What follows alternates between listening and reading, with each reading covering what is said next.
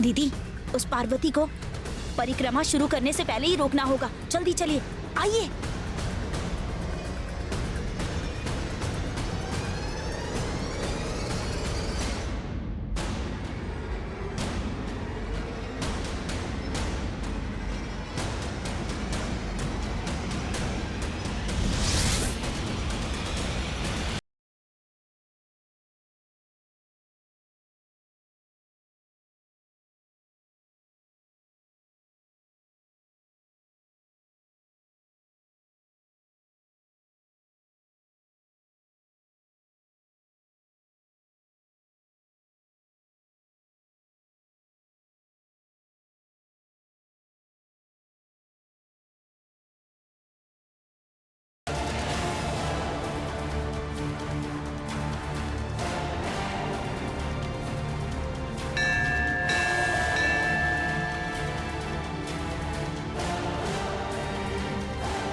कहाँ है ये? दिख क्यों नहीं रही है?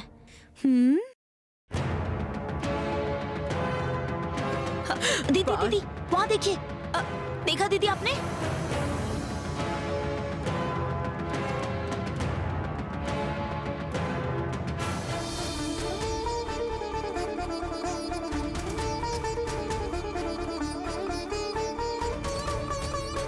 हाँ दीदी, पार्वती ने परिक्रमा शुरू कर दी है। अब अगर हमने उसे रोका तो नुकसान हमारा ही होगा। क्या हुआ दीदी? मैं सही कह रही हूँ ना? मन्नत तो हमारे लिए है ना? पार्वती अपनी परिक्रमा अच्छे से पूरी कर ले, यही प्रार्थना भगवान से करने के अलावा हमारे पास कोई रास्ता नहीं है। परिक्रमा पूरी होने तक मैं मंदिर में ही इंतजार करूंगी।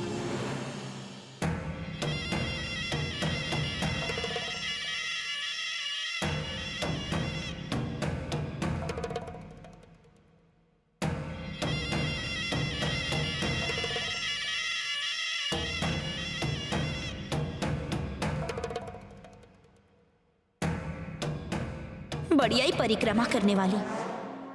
तू कुछ भी कर ले, तेरी परिक्रमा पूरी नहीं होने दूंगी मैं। शायद तू जानती नहीं है कि ये वंजा कौन सी चीज है।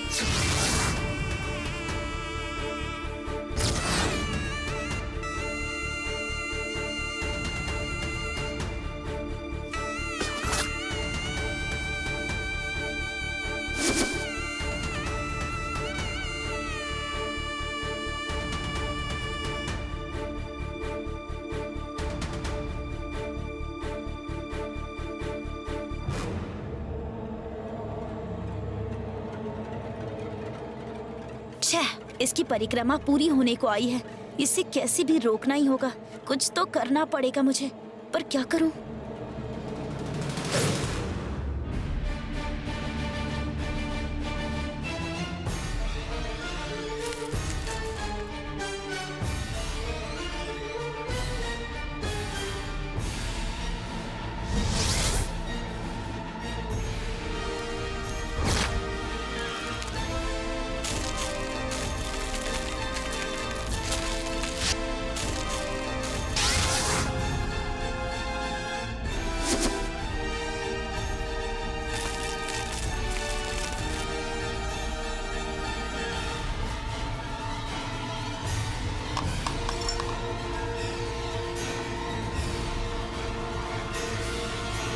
आजा आजा, अब देखना नमक के ऊपर कैसे मजा आएगा तुझे।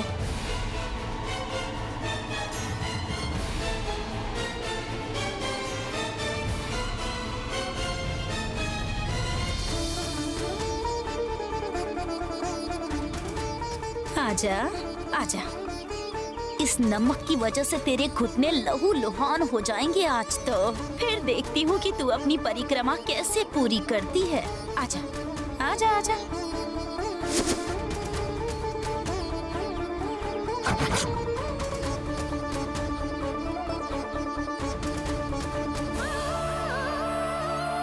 अब तुझे असली मजा आएगा। आ, बड़ी मन्नत मांगनी है ना।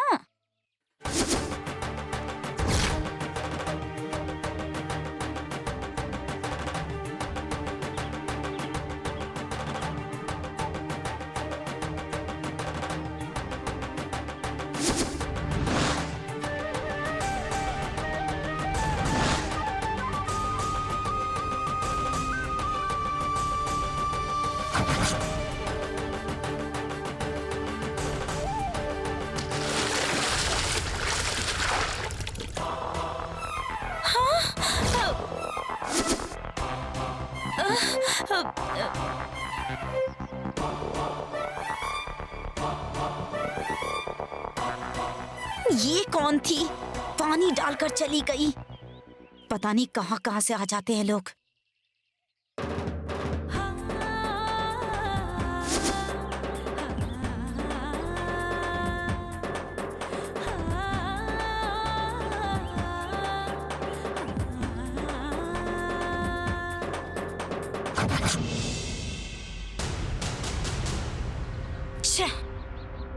लेकिन कुछ भी करके मैं इस खाना बनाने वाले की परिक्रमा पूरी नहीं होने दूंगी।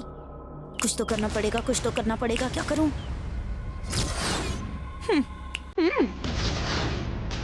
मिल गया इलाज।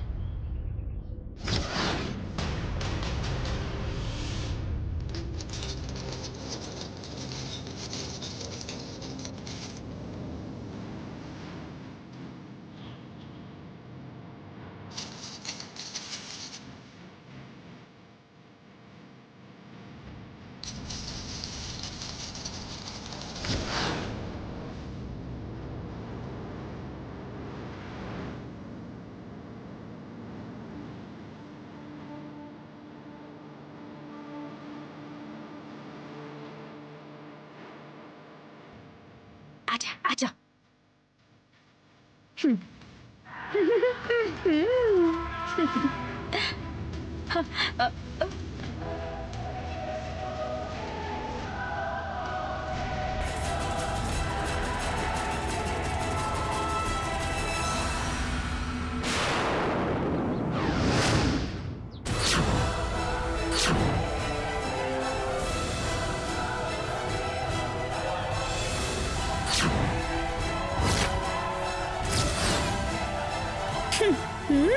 अब कर दो परिक्रमा पूरी।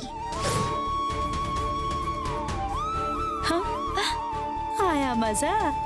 आ पार करना।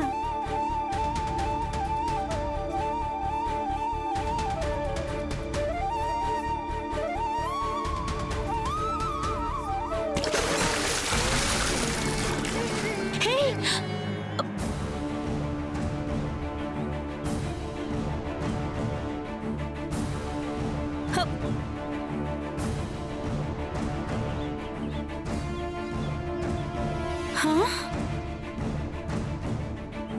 मतलब ये बार बार मेरे मंसूबों पे पानी फेर रही है।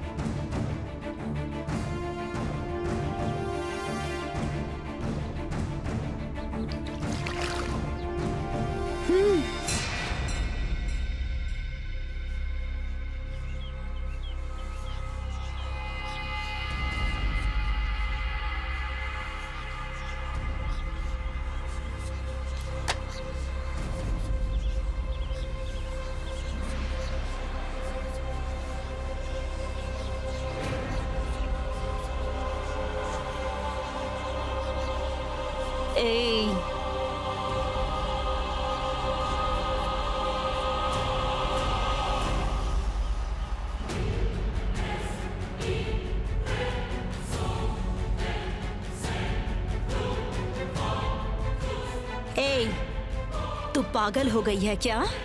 मैं उस खाना बनाने वाली की मन्नत पूरी नहीं होने देना चाहती हूँ, इसीलिए इतनी मेहनत कर रही हूँ और तू उसकी मदद कर रही है। मैं किसी की मदद नहीं कर रही।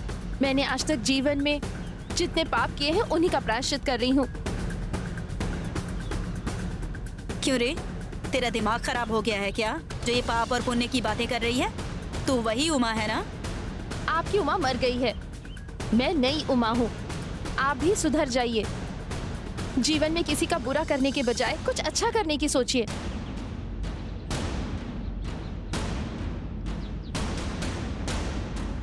हे, तू इतनी बड़ी हो गई है जो मुझे सिखाने आ गई? हाँ, दिमाग घूम गया है लगता है। क्या है, उस खाना बनाने वाली का जादू तुझ पर भी चल गया क्या?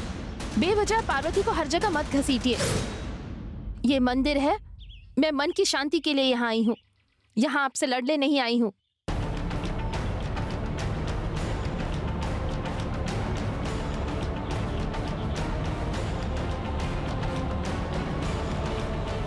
हो क्या गया है इसे? ये तो पूरी तरह से बदल गई है।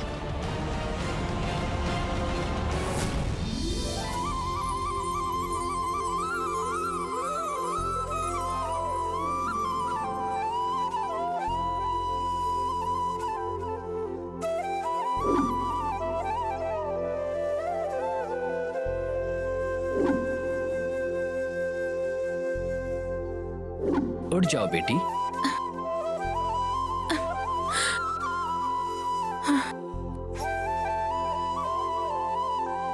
देवी के आशीर्वाद से तुमने 108 परिक्रमाएं पूरी कर ली हैं। अब तुम्हारी जो भी इच्छा है देवी के आशीर्वाद से वो अवश्य पूरी हो जाएगी बेटी।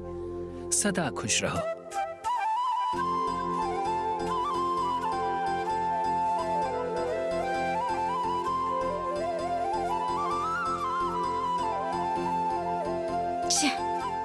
पार्वती,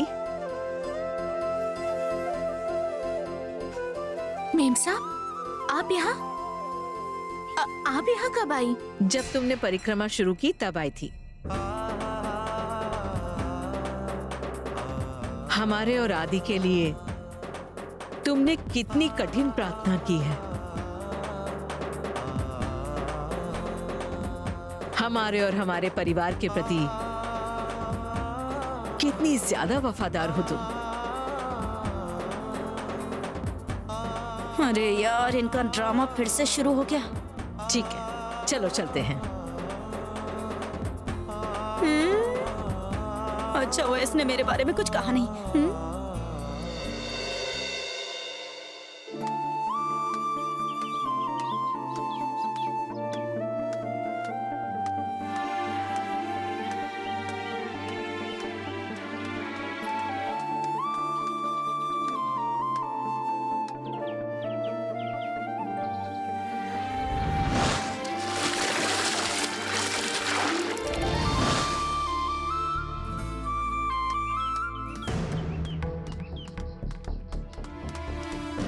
उमा मेम साहब, रुक जाइए। रुक जाइए। मेरी परिक्रमा पूरी करने के लिए मंदिर में आपने मेरी मदद की। आप इस तरह मुझसे दूर क्यों जा रही हैं? क्योंकि मैंने हमेशा तुम्हें परेशान ही किया है पार्वती, इसलिए मैं तुमसे दूर भाग रही थी। आप इस तरह बात क्यों कर रही हैं उमा मेम साहब? तुम खुद बताओ, अगर तुम मेरी जगह होती तो तुम क्या करती? मैं तो अपने आप को माफी नहीं कर पा रही हूँ। अपने आप पर शर्म आती है मुझे। उस दिन मैंने तुम्हें और आदित्य जी को स्टोर रूम में बंद कर दिया था, जिसकी वजह से तुम्हें तुम्हारे पिताजी से बहुत कुछ सुनना पड़ा। पुरानी बातों को क्यों लेकर बैठी हैं? वो बातें तो मैं कब की भूल गई। तुम ये सब इसलिए कह रही हो पार्वती क्योंकि तुम्हारा दिल बहुत बड़ा है, पर मैं इन बातों को इतनी जल्दी नहीं भूल पा रही हूँ। और तो और मेरी वजह से तुम्हारी और रघु की शादी भी टूट गई थी। आज मैं जो जिंदगी जी रही हूँ ना, वो जिंदगी तुम्हारे नसीब में थी पार्वती। जो जिंदगी में बलिदान देता है ना, वो कभी किसी का भी बुरा नहीं कर सकता।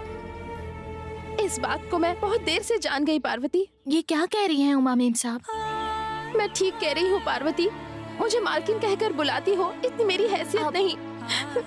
मैंने तुम्हें कितना धोखा दिया, पर तुम हमेशा मेरा अच्छा ही चाहती रही। मुझे खुद पर बहुत घिन आती है। तुम्हारी शादी टूट गई, इसलिए तुम्हारे पिताजी बहुत परेशान थे। उस दिन आदित्य जी और तुम्हें स्टोर रूम में देखकर उन्हें बहुत शर्मिंदा होना पड़ा और तुम्हें अग्नि परीक्षा देनी पड़ी। मैंने तुम्हारे पिताजी का इतना दिल दुखाया है, इसलिए मुझे उनका श्राप लगा होगा। तुम्हारे पिताजी के श्राप की वजह से मैं आज तक माँ नहीं बन पाई हूँ पार्वती।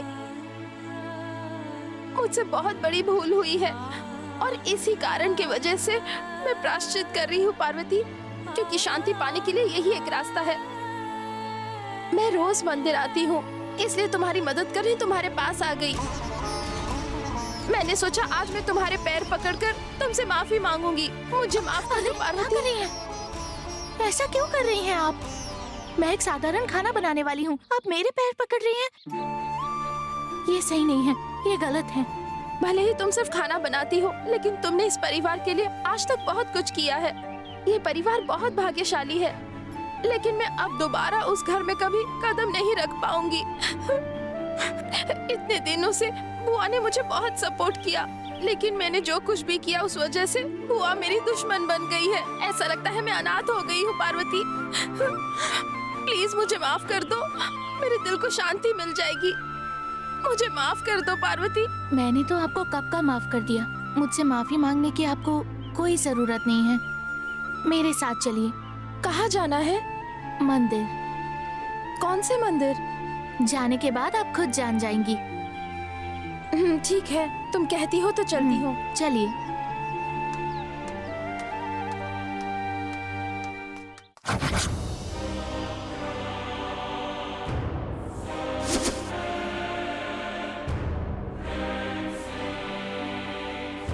वंजा, वंजा। हाँ दीदी, पार्वती को बुला कर लाओ। बुलाती हूँ दीदी।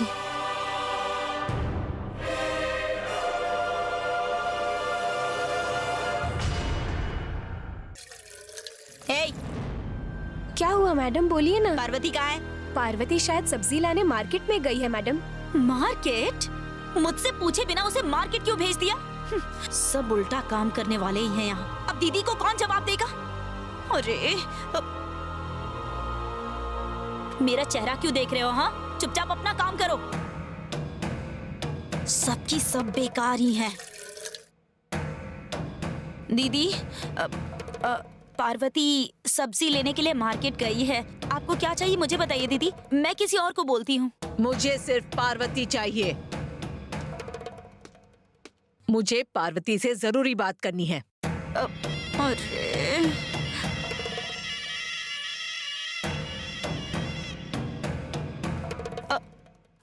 दीदी, पार्वती आ गई है।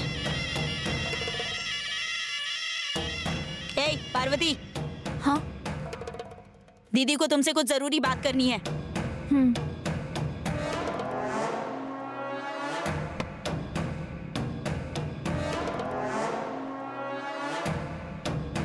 मीम साहब,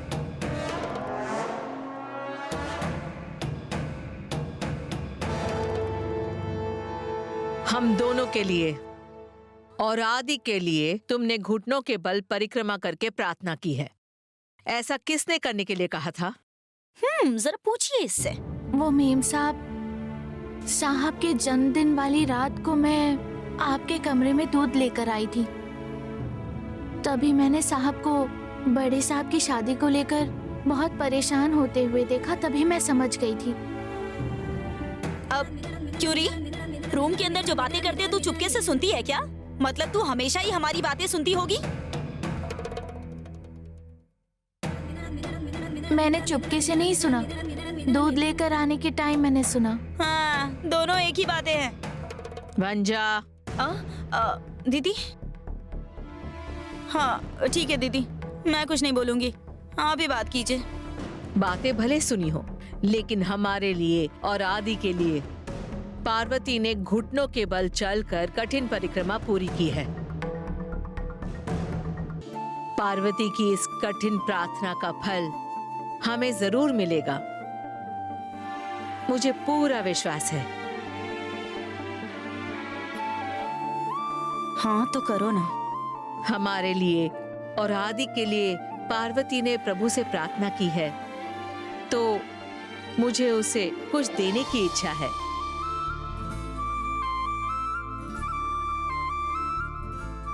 पार्वती। हाँ। क्या चाहिए तुम्हें? जो मांगोगी वो मैं दूंगी, बिना सोचे मांगो।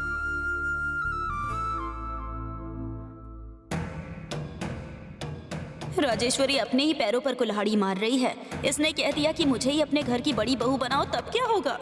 अरे रे। सोचो मत पार्वती, और जल्दी से तुम्हें क्या चाहिए मुझे बता दो।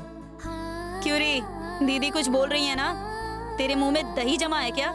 मुंह खोल के मांगना, क्या मांगना है? हाँ मांगती हूँ। मेम साहब, वो मैं आपको मेरे लिए एक इंसान को माफ करके दोबारा इस घर में शामिल करना होगा।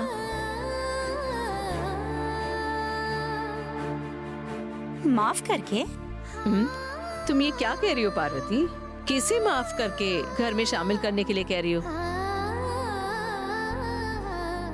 मेम साहब, अंदर आइए।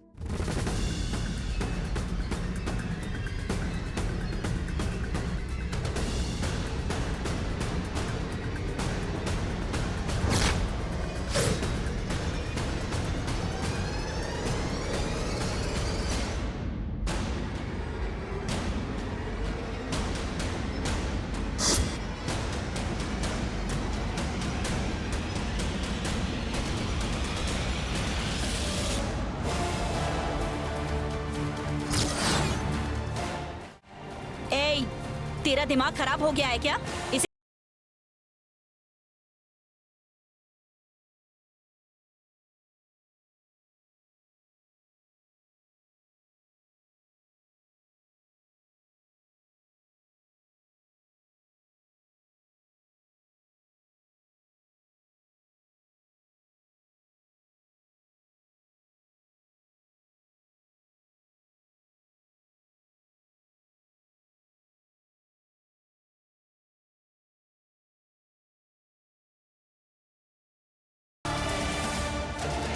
मेम साहब, मेरी परिक्रमा को पूरा करने में उमा मेम साहब ने मेरी मदद की।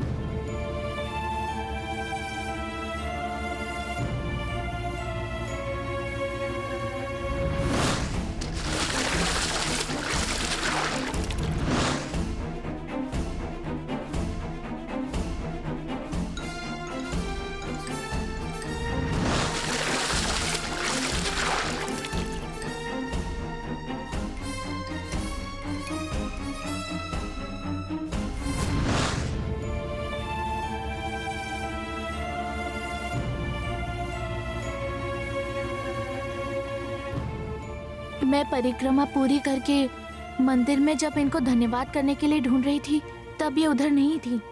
अब जब मैं सब्जी लेकर आ रही थी,